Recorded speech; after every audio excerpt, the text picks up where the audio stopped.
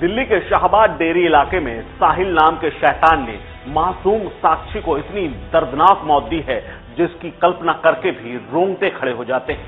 हैरानी की बात यह है कि हैवान साहिल अपने किए पर बिल्कुल भी शर्मिंदा नहीं बल्कि पूरी तरह विजेता जैसा महसूस कर रहा है। जैसे उसकी तस्वीरें आई हैं वो काफी कुछ बयां कर रही हैं। एक बार अगर ये मान भी लिया जाए कि साक्षी के व्यवहार से वो आहत था और गुस्से में उसने उसकी हत्या कर दी, यानी हीट ऑफ मोमेंट था, लेकिन जिस तरह से चाकू पर चाकू घोंपता रहा, फिर जब साक्षी को गोदा हुआ शरीर जमीन पर धड़ाम से गिर गया तो भी वो बार बार पत्थर पटकता रहा। ऐसा कौन सा गुस्सा था जो 21 बार चाकू मारने के बाद भी शांत नहीं हुआ। इतना ही नहीं, 4-5 बार पत्थर मारने के बाद वो हैवान वहां से सीना तान कर चल देता है, लेकिन अगले ही पर फिर लौटता है, फिर से पत्थर पर पत्थर बरसाता है। सोचिए, ये प्यार में पड़े आशिक की करतूत क्या हो सकती है भला। मान लेते हैं कि साक्षी ने उसकी भावनाएं आहत की होंगी, लेकिन दिल दुखने पर कोई प्रेमिका की ऐसी भयावह हत्या करता है क्या? ये सोचकर दिल दहल जाता है।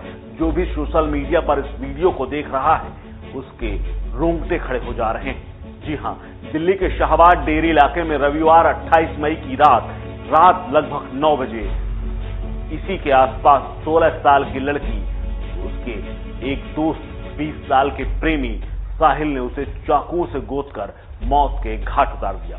दिल्ली पुलिस ने आरोपी साहिल को जघन्य हत्या के घंटों के अंदर ही यूपी के बुलंदशहर से गिरफ्तार कर लिया है। तस्वीरें तो उसके दिल की बात बयां कर रही हैं। उसके शैतानी चेहरे से साफ दिख रहा है कि उसे कोई पछतावा नहीं, अपने किए पर जरा भी उसे पछतावा नहीं है।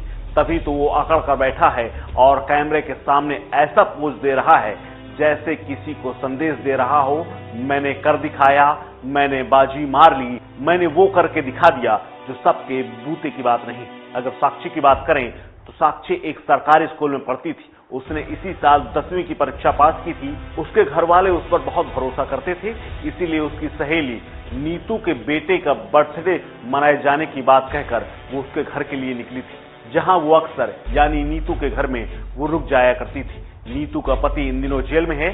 साक्षी के घर में माता पिता के साथ 12 साल का भाई है जो 8वीं का छात्र है। वहीं साहिल शाहबाद इलाके में रहता है। जैन कॉलोनी बरवाला में रहने वाला आरोपी साहिल, जिसके मकान मालिक रामफल ने यह साफ कहा है कि साहिल पिछले 2 साल से अपनी 3 बहनों और माता पिता के साथ वहां रह रहा था। उसके पिता का नाम सरफराज, जहां मोहल्ले में उसका कभी किसी से कोई झगड़ा नहीं हुआ, लेकिन आज जब उसने सुबह वीडियो देखा तो दहल गया। इस मामले में दिल्ली पुलिस के उपायुक्त सुमन नलवाले ने बताया कि आरोपी साहिल को यूपी के बुलंदशहर से गिरफ्तार कर लिया गया है और वो मामूली मैकेनिक और एसी और रेफ्रिजरेटर बनाता है। मामले की आगे जांच चल रही है, पूछताछ की जा रही है। पुलिस का यही प्रयास रहेगा कि आरोपी को इस जघन्य हत्याकांड में अधिकतम से अधिकतम सजा मिले। हालांकि पुलिस ये पता लगाने की कोशिश कर रही कि इसका कोई आपराधिक रिकॉर्ड रहा है या नहीं, या इसने पहली बार ऐसी घटना को अंजाम दिया है। गौरतलब है कि इस वारदात के बाद शाहबाद डेरी पुलिस थाना इलाके में जहां हुई है और वहां पर हड़कंप मचा हुआ है। सूचना मिलने पर घटना स्थल पर पहुंची पुलिस ने मामले की जानकारी ली और इसी दौरान पता चला कि नाबालिग लड़की गली से गुजर रही थी। तभी एक लड़के ने उसे रोका और चाकू से ताबड़तोड़ वार करके जब तक उसका मन नहीं भरा उसको ऊपर हमले करता रहा। पहले चाकू मारी, उसके बाद पत्थर से उसे कुचल डाला। बता दें कि 16 साल की साक्षी E36 JJ कॉलोनी में रहने वाले जनक राज की बेटी थी। पुलिस ने बताया कि साहिल और साक्षी रिलेशनशिप में थे, मगर बीते रविवार को यानी 2 दिन पहले ही दोनों में झगड़ा हो गया था। इसके बाद साक्षी जब अपनी सहेली नीतू के बेटे के जन्मदिन में शामिल होने के लिए निकली तो साहिल ने उसे गली में रोक लिया।